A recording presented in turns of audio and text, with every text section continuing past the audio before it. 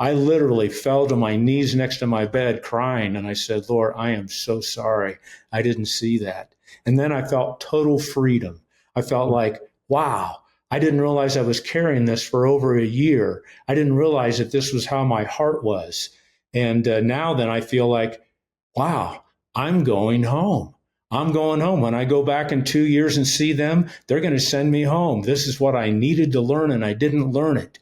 And so I just thank the Lord for that. What's up, Ordinary Discussions? Guys, thank you so much for being part of our podcast today. As always, we have discussions with people that are doing discipleship so that it can encourage you and show you how you can do discipleship in your own life as an ordinary person. Today, we have Gary Skinner. And, what happens when a man takes his darkest chapter and turns it into a lifeline for others? And today, that's what Gary Skinner did. He's an author.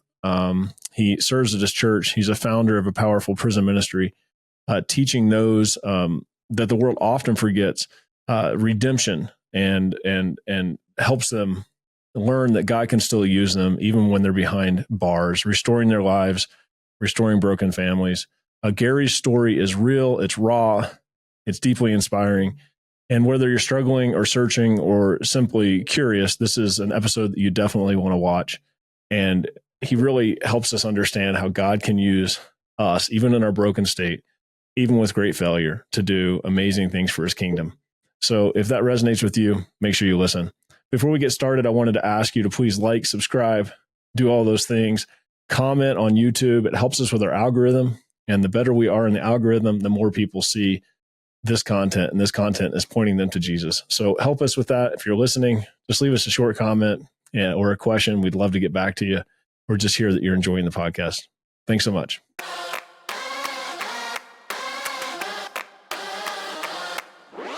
All right, let's do this. I have Gary Skinner with me. Gary, how are you? Doing okay. How are you? I'm doing great. Let's jump right in. Gary, you spent a little time in prison. How was that? Well, it was definitely a huge challenge.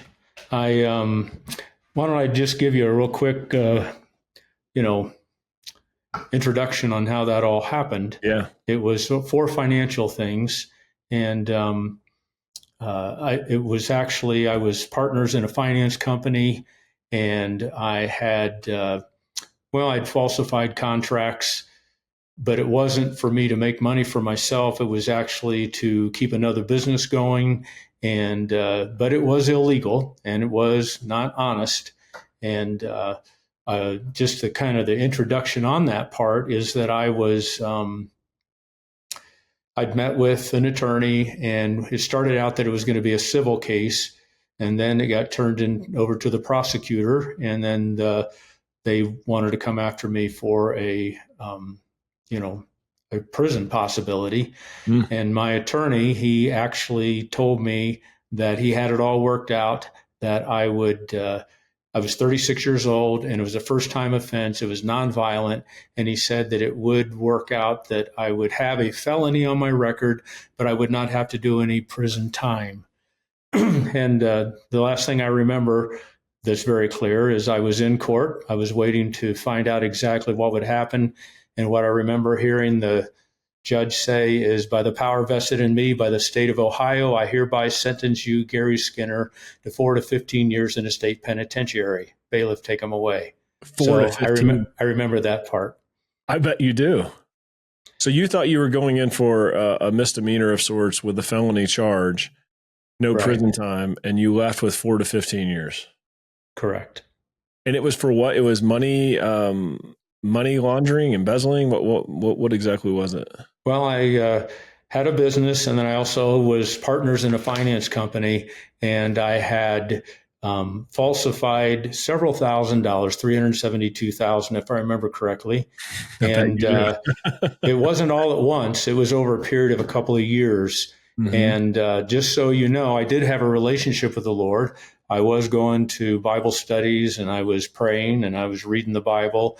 And in fact, I prayed over each contract, each one of the 372 contracts. I prayed over them, and my prayer was, Lord, I promise this is the last one.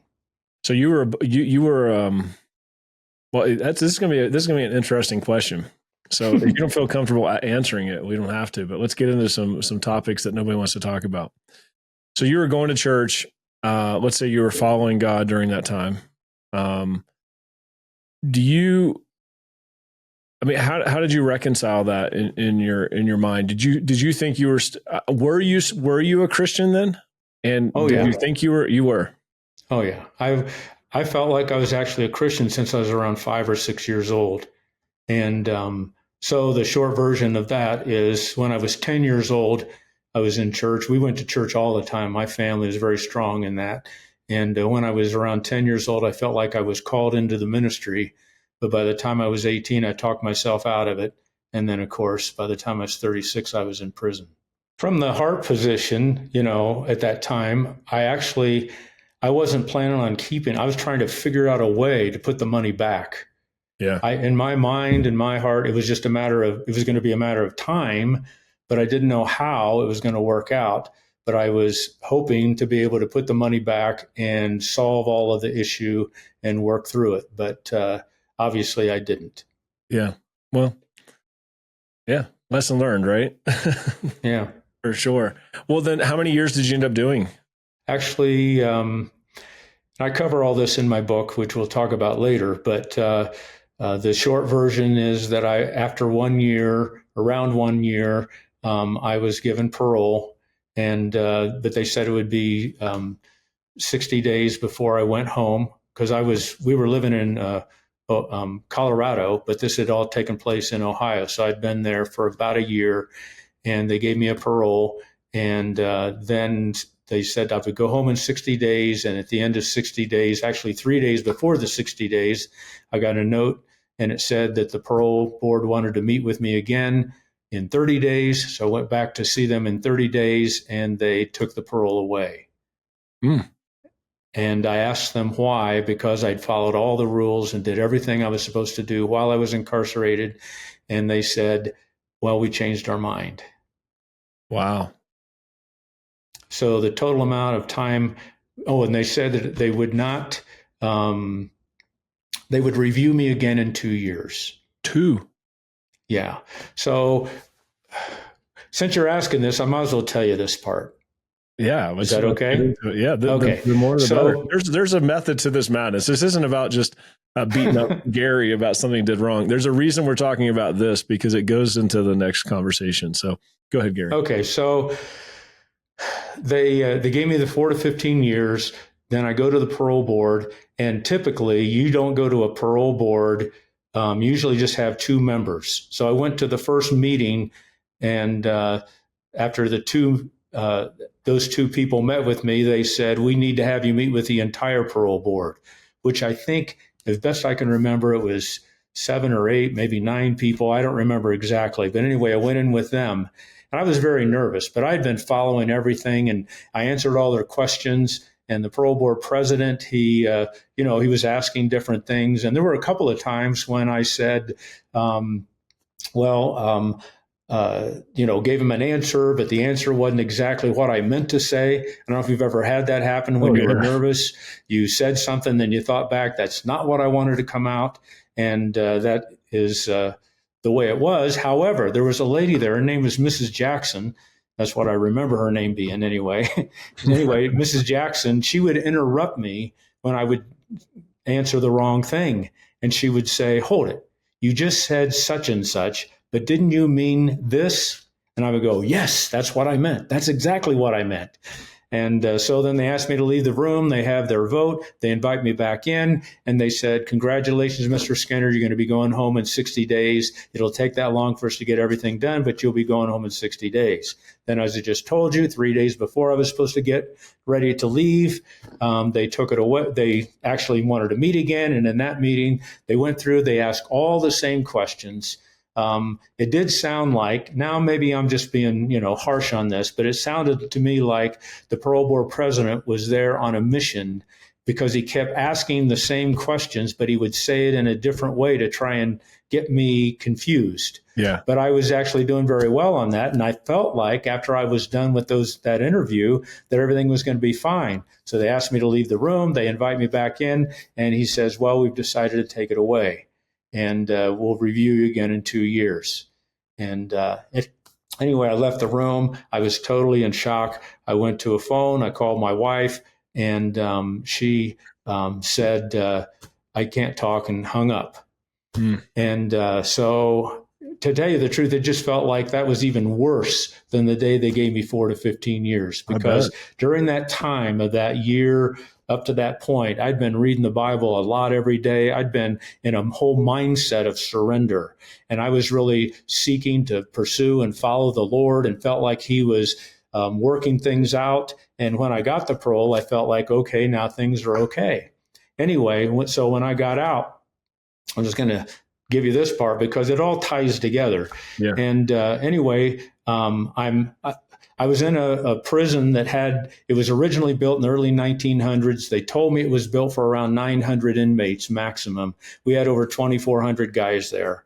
And I was in a dorm room of 182 or 187. Anyway, it was just crazy. In one room? Yeah. It was a massive, like almost like a camp, right? Yeah, it was a massive room, but I mean, it was very, very close. I mean, all the beds were close, and we had a couple of aisles. And anyway, and back in the 1990s, because this was 1991, it was allowed for everyone to smoke who wanted to. And so there were I think there was only 6 of us that didn't smoke, but that meant that all of us did anyway because of all the smell. Anyway, so I come back, I call my wife, and then she can't talk. And then I'm thinking, wow, I'm probably losing my wife. I'm probably not going to see my kids. Anyway, I go out into the yard. I'm not going to process this while I'm in the room. I'm out in the yard, which was, you go out there to work out, you go out there to walk around, you walk out, go out there to be alone. And so I went out there to be alone as best I knew, and I'm talking to the Lord. And basically what I'm saying is, wow, Lord, that really caught me off guard. I mean, I thought everything was okay, and I thought, I was going to be going home. And anyway, what I did say then, I said, well, Lord, I just want you to know that if I lose everything, as long as I have you, it's okay. I mean, if my wife divorces me, if I don't get to see my kids, if I got to do the whole 15 years, and Lord, I just want you to know, if I end up dying in here, as long as I have you, then I'll be okay. And then I took a couple of steps and started breathing. And I said, well, Lord, thank you that I can walk. Thank you that I can breathe. Thank you. And then I just went into this crazy prayer of thanksgiving. I started thanking the Lord for birds and trees and flowers and concrete and razor wire. Anyway, then I go back in the dorm, and during this whole time, I'm not having any sense that the Lord that I'm even connecting with the Lord. I felt like my words were just kind of going up, and then, he wasn't around. It felt like he was on another planet somewhere. But then I pulled myself together because I was crying. And so, I pulled myself together, went back in the dorm and laid down on my bed. And I was just processing everything that happened. And then all of a sudden, I just had this feeling inside. And I felt like the Lord said, you don't need to worry. I'm always with you. I'll get you through whatever you got to get through. And you and me are fine. And so then I had great peace about that. Got up the next morning, and I had a list of a few things I was going to try and talk my wife into, convince her to stick with me. And I call her, and she answers the phone. And before I can say anything, she says, I don't care what they said. I don't care if you have to do the whole 15 years. We're sticking together. We're going to keep praying together. We're going to keep trusting in the Lord. We're going to get through this.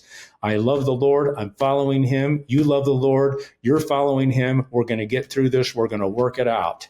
Wow. And I didn't go through my list because I thought, well, I might ruin something. So then I said, well, yesterday you answered the phone and you said you couldn't talk. You had to go, and hung up. And she said, I was at work. I couldn't talk. I had to go. Ah, thanks.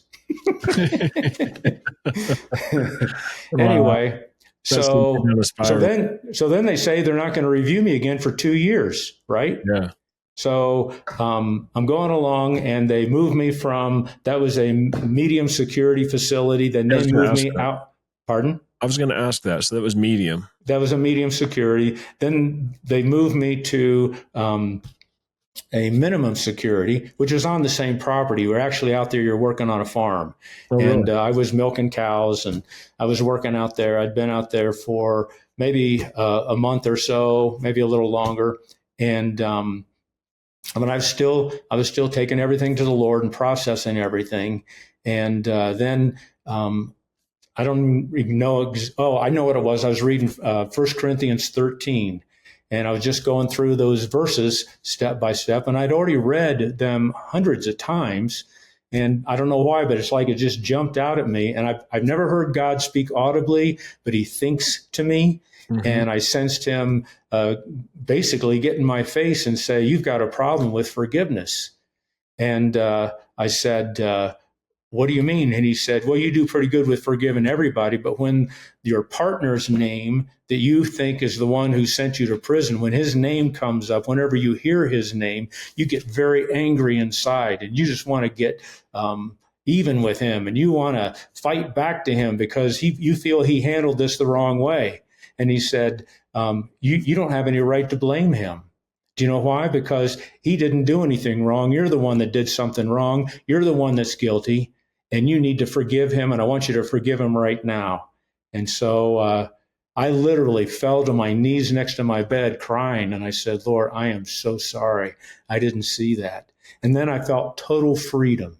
I felt like, wow, I didn't realize I was carrying this for over a year. I didn't realize that this was how my heart was. And now then I feel like, wow, I'm going home. I'm going home. When I go back in 2 years and see them, they're going to send me home. This is what I needed to learn, and I didn't learn it. And so I just thank the Lord for that. Okay. Then I get this other idea. And what this idea is that I'm supposed to write a letter, only I'm supposed to write it to my former partner. And only it's supposed to come from my wife. And I'm having these thoughts, and I'm thinking, this doesn't sound right. This doesn't sound solid. And but I felt like the Lord said, I want you to write it, then send it to your wife, then have her rewrite it and send it to your partner. And I said, Lord, why can't she just write it? She knows you. She's got a great relationship with you. Why can't she just write it? And he said, she can't hear me right now. She's working 4 jobs. She's taking care of your son. She's got pressure on every side. She's trying to do the best she can, but she couldn't hear me if I did this. Write the letter and see how it goes. So I wrote the letter as I thought the Lord wanted me to write it. I sent it to my wife. I called her on the phone and I said, if there's anything at all about this letter that you think is goofy or weird or not the right thing, just throw it away. It means I was deceived. It did not come from the Lord. She said, I read the letter. This is exactly what I want to say. So She wrote the letter, sent it to my friend, and he calls her a few days later and says, Susie, that's my wife's name, Susie. He said, Susie, I got your letter. I want you to find out why they took that parole away. I thought he was getting out. Why did they take that parole away? And she says, I don't know. He said, well, I want you to contact the parole board and see if you can find out why they took it away. And so she did. So she called the parole board office, wanting to talk to the parole board president, and she had his name. And the lady who answered the phone, she said, I'm sorry, he's not here. And Susie says, well, where is he? She said, well, he retired 2 weeks ago. Let me put you through to the new parole board president, Mrs. Jackson. And Mrs. Jackson is the one that was helping me. Mrs. Jackson says, I remember this case. Call me back in 2 hours. Let's see what we can do. So she called her back in 2 hours. She says, we can't reinstall his parole, but we can set up a whole new meeting. So in 2 months, we will meet with him, and let's see if we can give you a nice Christmas present. So I met the parole board in 2 months, and then they let me go home. And so I did a total of 20 months. Wow. I know that was a long answer to your one question. No, it was, but it was great. It just shows God's hand all through it. He had something he wanted to do in your heart before this was all done. I love that. So, I mean, there's a reason we started with prison, because that is your ministry. So we didn't start with what's your ministry, and we didn't start with what are your books. I started with the thing that I think people would find really engaging. And there's so much more to your story than this failure that happened previously. It's what God has done in and through you since that is why you're on this podcast. Because I had a discussion with you a couple of weeks ago regarding writing a book, and hearing your story just resonated so much with me. One of the sessions in Ordinary Movement is what a failure, and it's helping people overcome the fact that oftentimes past failures in our lives, and it could be prison. There's probably a lot less people that have dealt with that. It could be past sin failures. It could be an abortion. It could be infidelity with your wife. I mean, we can name them, right? We can go down the list. Right. But what happens is these failures, Satan gets in our head and turns guilt into shame. Shame turns into a hiding place for us from the Lord. And that's this nasty cycle of moving away from God because of something that happened in our lives.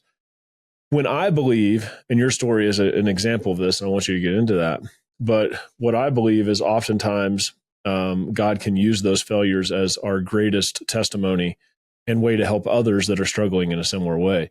And you've done that. So you got out of prison, I think is what you told me. And then you went through a season of feeling extremely disqualified. Am I saying that right? Or well, yeah, I got out in March 1992.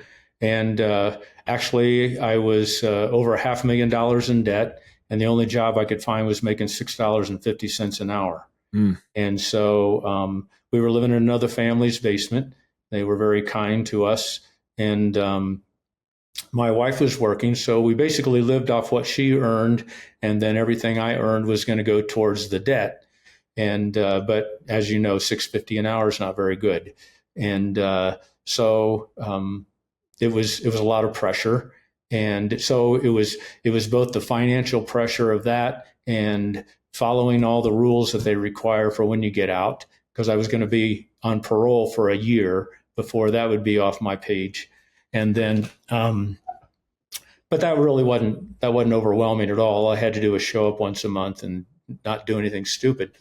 So that was that's what was there. But there was the pressure of how am I going to get out of debt, and so I'll just tell you how that got past that. Yeah. And one day I was thinking about it, and I was talking to the Lord, and I said, Lord, I just feel like so much pressure. I don't see how this is ever going to go away. And then as I was having that conversation with him, what came to my mind was, hold it. You knew I was going to do this. You knew I was going to make this mistake. You knew this was going to be on my plate, and you died for me. And we are connected, and you love me, and you bought me with a price, and you own me. And so what I actually did is I looked up to the sky and I said, so Lord, how are we going to get out of debt? And I know this kind of corny or whatever, but that's all of a sudden I felt peace. And all of a sudden the debt wasn't eating me alive with the whole process of that. Now, I still was dealing with you, which is a path you're kind of heading towards or talking about, and it has to do with shame. I was still struggling with shame. And because I would be driving along in my car or, whatever, and I would see a billboard and I'd see something about court. I would see something about prison. I would see something about whatever that tied me, where my brain immediately went right back to where I was in prison and the shame I felt. Because I felt horrible, horrible shame being in there. Nobody in my family had been in that I knew of anyway. And it was just every person I knew, every person I was friends with thought I was a strong Christian. And there I was in prison. Yeah. And so it just threw everything, pretty crazy as far as how that was. So I was dealing very strongly with shame. Yeah. And but you turned that into something much different, right? So how did that go from shame to where you are now? So Yeah, because I mean, I talk about my past. I talk about, I'm doing prison ministry, been doing prison ministry for 19 years. Hey guys, we're going to jump right back into this podcast episode, but first we wanted to take a moment to highlight Ordinary Movement. Because of Ordinary Movement's investment in this podcast, we're able to bring you this great content. Ordinary Movement is a disciple-making movement that happens through ordinary men and ordinary women who take the initiative and the high challenge, high grace invitation to be disciples who make disciples. Ordinary Movement provides a proven framework, a disciple-making process with a ton of resources that takes all the guesswork out of disciple-making and building community. Ordinary Movement is free and exists to help people just like you walk out discipleship in your own life. OM also helps local churches create a disciple-making movement in and through their church community. This process is simple, reproducible, and creates multiplication. OM was designed by ordinary people for ordinary people. That's people just like you. So to get started with this free resource and the platform of Ordinary Movement, please visit ordinarymovement.com. Once again, ordinarymovement.com to learn more. All right, back to the show. Yeah, let's do that before you answer this question. So currently you do prison ministry. You've written 3 books. Right. And Plain Vanilla Rapper. Who's Your Daddy?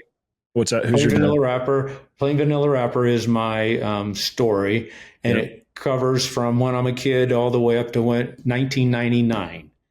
Okay.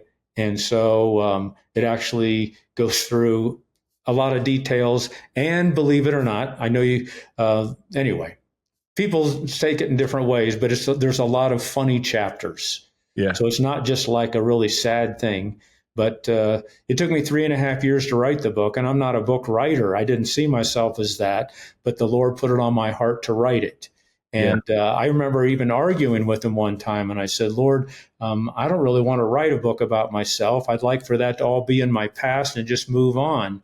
How about if I just walk up and down the highway with a big sign that says, Gary Skinner is an idiot? And I do that for like 30 days. Would that have that off my plate? And he said, what I sensed him say was, the book's not about you. The book's about me. You just happen to be part of the book. And then that changed my mind, and I went ahead and wrote it. And we've given away over 28,000 copies in jails and prisons throughout the United States. And I've had hundreds and hundreds of letters come from inmates who said they read my book and it changed their life. So I know it's the Lord, because it's not me. Yeah. Anyway, I know I got on a little sidetrack there, but no, that is the track.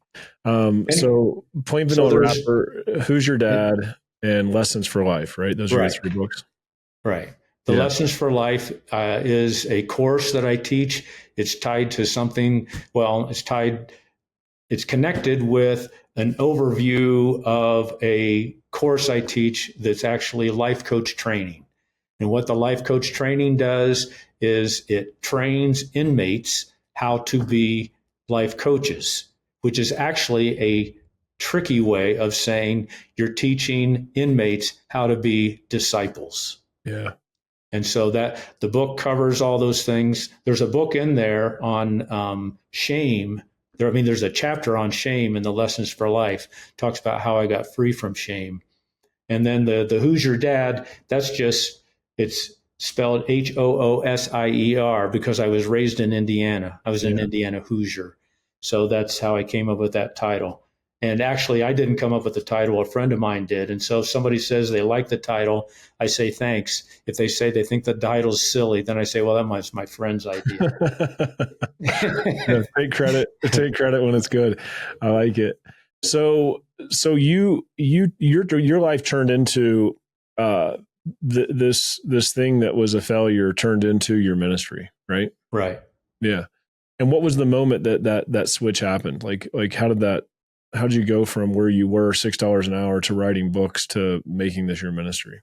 So I would say right after that, I felt like that the Lord was going to get me through it. Even if the debt didn't go away, it wasn't something, even if I had to pay for it for the rest of my life, I felt peace about it, because I felt like the Lord was going to help me make the payments, and it's just going to work out. Yeah. And so that's where I was with that. I worked on that job, that first job, at $6.50 an hour. Then I got some raises. At the end of the year, I was making around $9 an hour. And then the guy who I was working for, he recommended that I go work for this other guy washing windows. And so I went and worked for this other guy.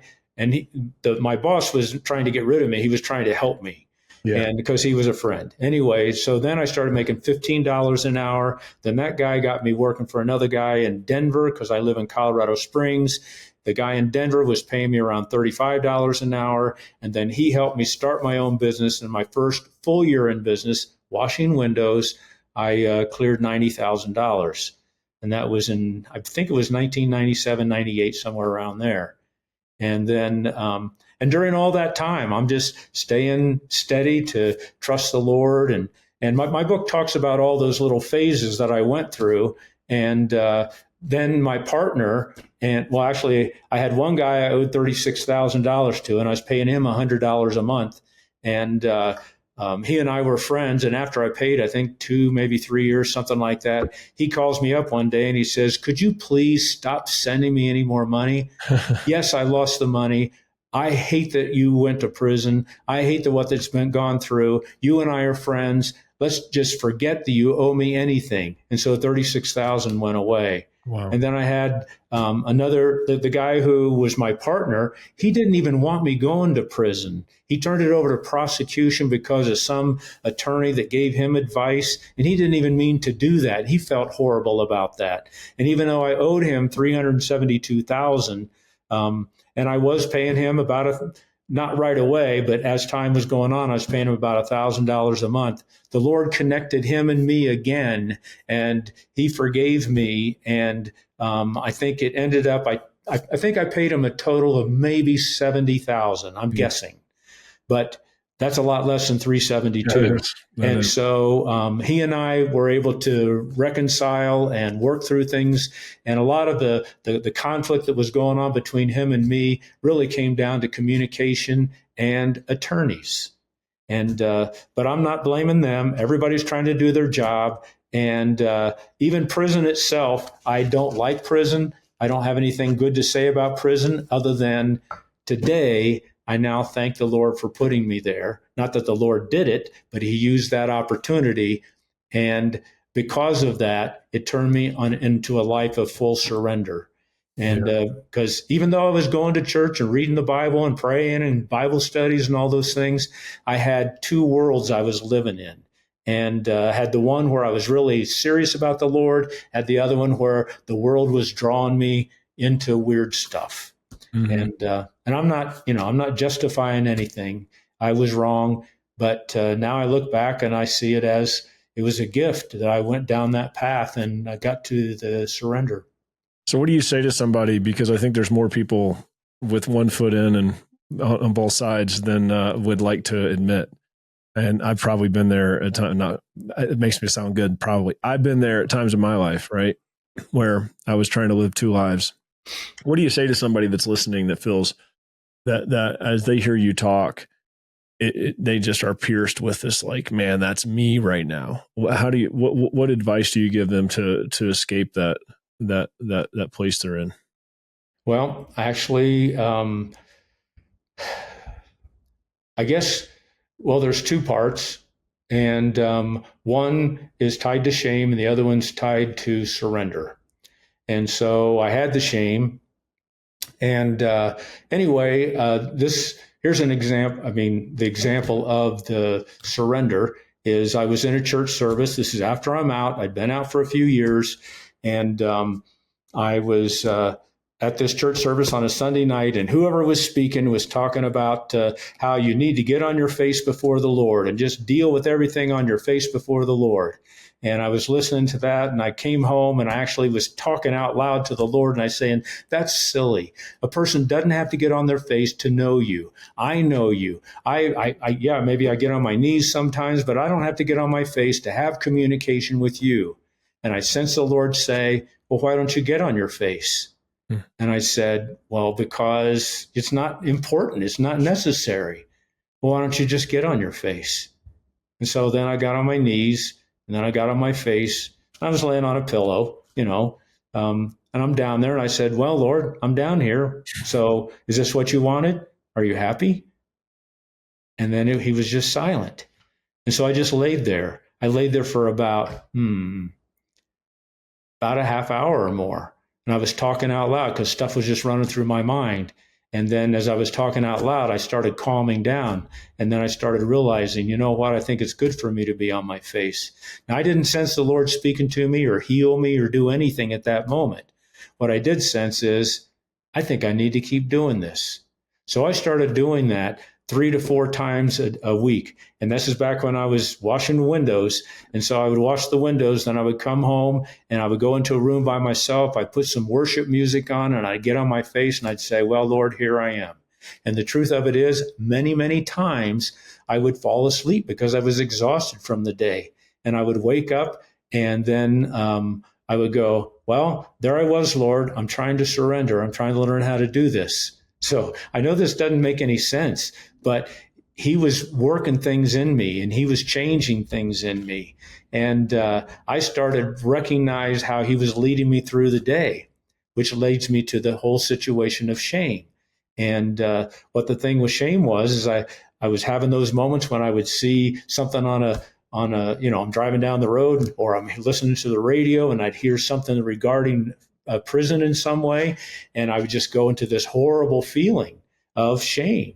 And so as I was laying there on the floor once, I said, Lord, I need to be free from this shame. I don't know how to do it. I've been reading scripture. I must be one of your problem children. I must be one of them that just never learns anything. And I've been learning the scriptures. I've been doing everything I know to do, and I can't seem to get this shame gone. I had my eyes closed, and then all of a sudden I had this vision. And this vision was me, and I was in this hallway, and there's about 8 or 10 other people in this hallway. And I turned to the guy next to me and I said, where am I? And he said, you're dead. I said, I'm dead? He goes, yeah, you're dead. Well, what are we doing here? And he said, well, in a little bit, they're going to call your name and you're going to go through those doors. And when you go in those doors, then you're going to go in and be judged. And I thought, wow, this is great. I'm going to be judged. I know the Lord's already forgiven me. Everything's fine. Anyway, the doors open, they call my name, and I walk up to the doorway, and I think I'm going to walk into like a courtroom or like some small room, like a classroom or something. But he opens the door, and it's a stadium, and there's thousands and thousands of people in the round part of the stadium and on the floor of the stadium, and there's an aisle. And the person who opened the door said, walk down that aisle and go to the podium. And so I'm walking down the aisle, and when I'm first walking, I'm thinking, this is okay. I'm going to be judged, but I know I've got me and the Lord. We're fine. Everything's good between me and the Lord. It's been good for a long time. Anyway, as I'm walking down the aisle, the crowd is completely quiet, but then I overhear them saying things. And then they're saying things like, uh-oh, do you know who that is? That's Gary Skinner. Do you know what he did? And then he started naming all these things that I had done wrong. And as I'm getting closer and closer to the podium, I'm like breaking out into a sweat. I'm almost crying, and might have been crying, in fact, because it was just emotionally, I was like, this isn't going to go so well. I thought everything was going to be fine. Well, there's nobody behind the podium, at the desk on the other side of the podium. And then after a minute or so, the door opens and in walks Jesus. And he walks out away from the desk and he walks right up to me and he puts his arms around me and says, Gary, it's so good to see you. And I'm almost in tears now. I was almost in tears, or I was in tears. And I just said, well, it's good to see you too. And I said, but I didn't know if this was going to go well. And he says, what do you mean didn't know if it was going to go well? Well, when I was walking down the aisle, they were saying all these things about me, of all the dumb things I had done and all the terrible things, and they were all true. And he says, yeah, well, they don't know about you and me. I've been with you for a long time. I was with you in that day where you were in the jail cell. I have been with you every day since. You and me are fine. And then poof, that vision was gone. And from that moment forward, and this was like 1996, 7, somewhere around there. I don't remember exactly when it was. But from that moment forward, I have never, ever had shame since. Does that mean I've never made mistakes? But the second I recognize I've made a mistake, I just take it to him and say, hey, I'm sorry. So to answer your question, There's three things. I'll make it real quick: surrender, abide, and obey.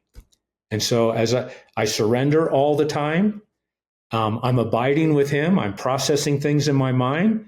And as I'm abiding, when he says, hey, you handled that wrong, I immediately say, I'm sorry. What do? Do you want me to fix it? And sometimes he says, you need to go call them and fix that.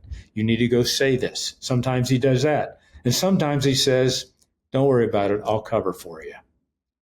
But that's been a relationship that's been going on for many, many years and growing in that, other than the guilt and shame has not affected me. And so I can go anywhere and talk about my story. And do you know how it feels for me? I'm talking about some guy that's dead. Gary Skinner of those days, he's dead. He's gone. This is the new Gary. And it's all for Christ. But it doesn't mean I get everything right every day. It means my heart is to him. He is with me, and he walks me through whatever I'm going through. That's great. That's great. So then what about the person that's committed something that in their mind is just disqualifies them to be used by the Lord? So they're following the Lord, but I'm sure there's that would constitute some shame.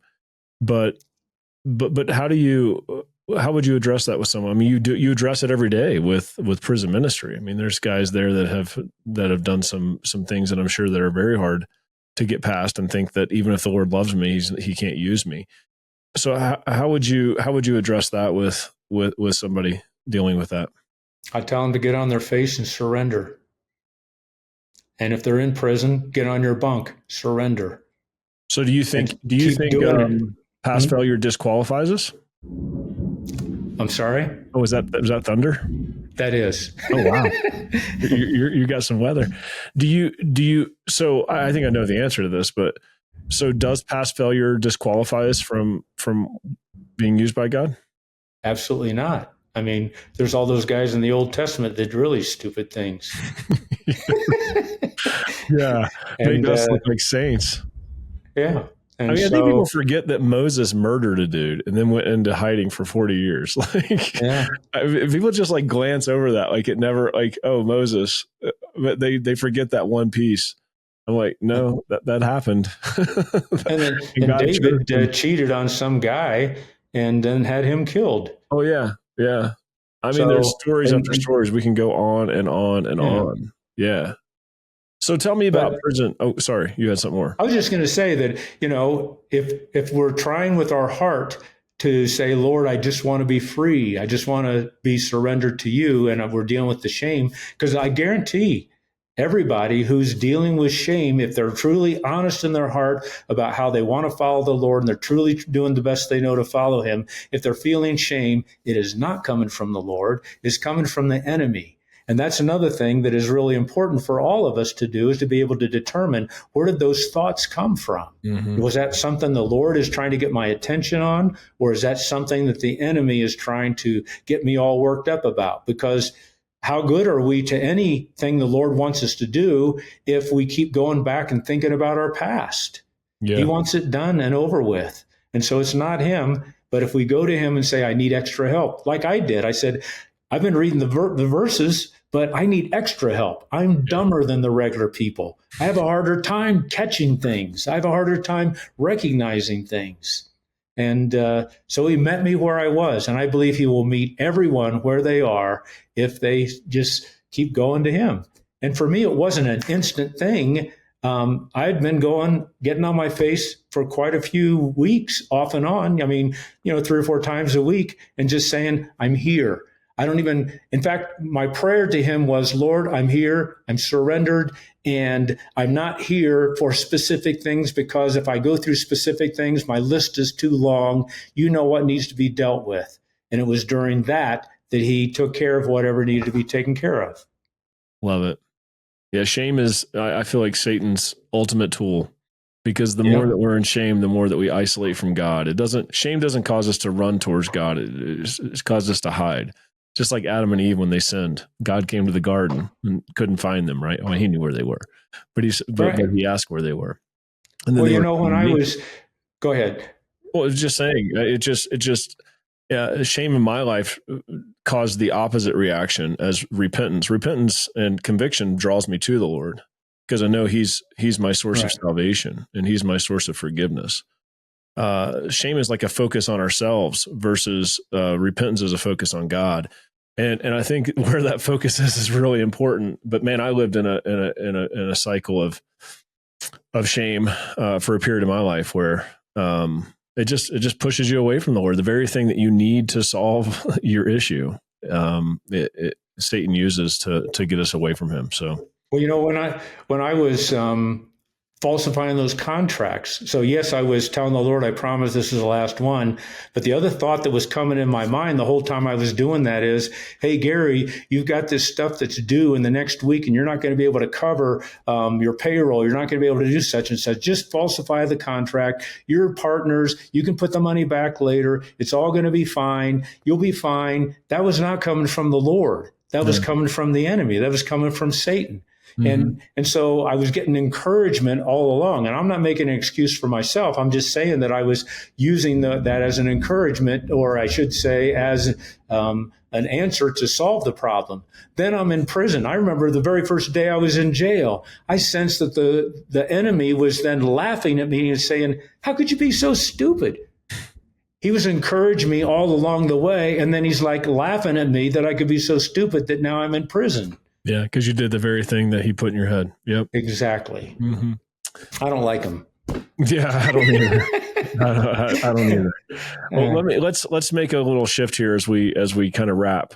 Want me to close in prayer? Well, no, I want to talk about real fast. I want to talk about prison ministry real fast because it's something that's been on my heart. It's not something that I've done, but for Ordinary Movement to be part of helping people in prison. And I know you have what you have is I'm sure much better than what we have because it's made for and by somebody that's been in prison.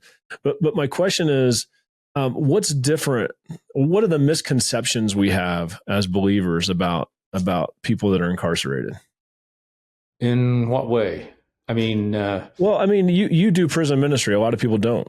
So there's something that obviously I know what draws you there, but as you do ministry with these people, I feel like there's a lot of assumptions that the normal average person makes about people that are incarcerated. Do you, are we, I don't know how to explain it. I mean, just misconceptions in general. Like, are there things that you would say, hey, if you think this way about these people, it's not true. Does that make sense? Well, first of all, I since I'd been in, I kind of had I'll try and make this as short as possible, but when I got out, I had people who were encouraging me to do prison ministry. And I said, absolutely not. I'm never doing it. I want nothing to do with prison ministry. I never want to go back in there, never want to do anything to do with that, because I was around a bunch of guys who I didn't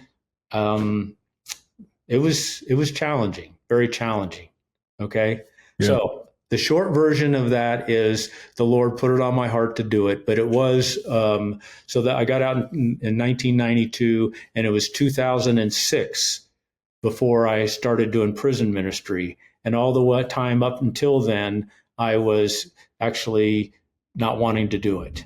And so then the Lord made it clear that it's what I am supposed to do, so I do it. Now, when I go in, first of all, we're announcing that it's going to be a church type thing, or it's going to be a spirit, a godly thing for the group that I'm meeting with. And so they announce it. And so the only people who show up are people who are at least curious, or they want to change, or they already have a relationship with the Lord, and they're just trying to get stronger and do that kind of a thing. And so it's kind of like, I'll be careful how I say this. It's kind of like how it is at church, in that there's some people who just go there to check the box, but then there's other people who go there because they want to grow in the Lord. Yeah. And so after they've been to my class maybe 2 or 3 times, it will either, it will clarify who's really serious about doing the class. It's not that I, you get in their face and yell at them or anything, but they can see how serious I am about change, how serious I am about them changing, and and I'm not there to change them. I'm there to help them. I'm there to serve them. And so by having that attitude, I mean, I can't tell you how many guys have come to the class, they've had their arms folded, they're not really sure what they want to do, but they're going to check it out or whatever. They keep coming, and they've been there now for a few weeks, and they've taken the class, and then they get to a point where I actually give them an opportunity to share some of how the Lord's been changing their life through however long or whatever. And boy, if you saw some of these guys who are like 6 foot something tall, well, maybe you're tall. I'm not tall. I wish. Okay. I'm not. Anyway, they're really tall. They're really big. They're in for violent things. They're in, and you're wondering how they're even making a connection with the Lord. And they get up, and they're just going to share like a 5 or 6 minutes, maybe 10-minute event of their life, of how God is changing their life. They get up in front of us. There's like a class of maybe 20. They get up in front of us and they start talking, and they start talking about the Lord and what he's done. And then they break down crying. And they're like going, I can't believe this. I can't believe I'm crying in front of you guys. But it's not they're crying because of sorrow. They're crying because they sense the presence of the Lord. Yeah. Mm-hmm. That's beautiful. He's changing them. Yeah. And if there is change, it's always him. And so I do what I think I'm supposed to do. I share my heart, and I share what I believe the Lord wants me to share. And then it's all in his hands, just like it is in all the other churches when the preacher gets done. That's right. Only God does the growing, as the Apostle Paul says. So what does it look like post-incarceration? So you invest in these guys' lives, and then do you help them transition out, or how does that look? Well, if they contact me, a lot of them, because my class is actually in 48 states, I'm not real tied to people, but my plan is that as I present everything, they already know from the class they've taken, when they get out, they need to find a church. When they get out, they need to get connected with other believers. When they get out, they need to not be hanging out with who they were hanging out with before. And if they take that path, then that's between them and the Lord. It's not that I'm against helping them. If they're local and I can help them, we will. But it's primarily getting them on the right path of a personal relationship with Jesus Christ and following him while they're in, and then emphasizing, now that you're out, move on. But I have guys who have taken the life coach training now, who have, they get a certificate for completing the whole thing, and they understand that it's about discipleship. And there's probably 18 or so right now, because I've only been doing it a couple of years, who are in forever. They are never getting out, but they see this as an opportunity for them to disciple others by meeting with guys one-to-one and coaching them on a walk with God. That's wonderful. Do you have any stories of guys coming out and going back into prisons using your materials to teach others? I do have some who are planning to do that, but none that's actually done it yet. Most of the volunteers that I work with have, they just want to do it. They just want to use it. Yeah. So what does that look like as we kind of wrap here? If somebody wants to get involved in what you're doing and use your materials to reach a local jail or prison, what does that look like? Well, just contact me, and we'll talk about what they can do and need to do. And how would they do that? They can your website, email right? me. Yeah. Yeah. Well, actually, my website, I was just looking at it today. I hadn't looked at it for a couple of years. I need to redo some stuff. Okay. So the best thing is just contact me direct, gskinner3@mac.com. Okay. Maybe you can put that on the screen. Yeah. We'll add it and, to the show notes below. Yeah. And I'll be happy to, I don't care how many or what, I'd be happy to communicate with them, talk to them on the phone, whatever. But if they contact me through email, then I'll be happy to do that and help them get going. It's really not complicated. What is your website though? Actually, it's GarySkinner.com. I think it's Gary at GarySkinner.com. It's also referred to as Prison Talk. But as I was looking it up, Oh, I yeah, couldn't even Prison Talk. find it. I couldn't even find it today. Oh, I saw But it the then other I day. finally found it. But then, anyway, I Well, need to I I found need it to the get other some day. help and redo some things. Yeah. Hey, if somebody has a heart for prison ministry that knows tech, get a hold of Gary, help him out there. Well, Gary, I love your story, your books. Promo them again. They can get them on Amazon. Actually, probably just need to contact me again. Use Okay. that website, contact me, and then I'll make sure it gets where it's supposed to go. Okay. All right. I Well, mean, Gary, there Alex, are, we're yeah. going to help you. We're going to help you make sure you got your resources where people can get them. Here's part of the issue with me, and you don't have to put this on the video, but I'm just busy all the time with things with ministry. And when it comes to promoting things or getting things rolling or whatever, outside of just whatever one-to-one I do, it just doesn't even enter my mind. I get it, because most of what you do, you're giving the materials away to people in prison. Right. Thanks you for your story, for your vulnerability, for your willingness just to be open and share your, like you said, there's no shame anymore, but still, I just appreciate your openness and vulnerability. And I love what you're doing. Keep up the great work. I've got some people that I want to connect you with that I've met recently that are in prison ministry themselves. So I'll make those connections soon. But Okay. yeah, thank you so much, guys. I hope you enjoyed this. If you want to reach out to Gary, you'll find his email in the show notes below. And until next time, let's do this. Thanks so much. Hey, thank you so much for checking out the show today. I want to invite you to check out this next episode right here, where we're going to be going even further into discussion on what it means to be a disciple who makes disciples. Also, be sure to subscribe to our channel right now if you want to continue the journey of learning what it means to be a disciple, how we make disciples, what is discipleship, and just different ways that people are engaging and living as mission-minded believers. Finally, again, if you're wanting to go to the next level in disciple making and you're looking for support, resources, a framework, a discipleship process, and even training and coaching on how to be disciples who make disciples, check out ordinarymovement.com. Once again, ordinarymovement.com, where we have an entire process to help you create a disciple-making movement in your community and or through your church. Thanks so much.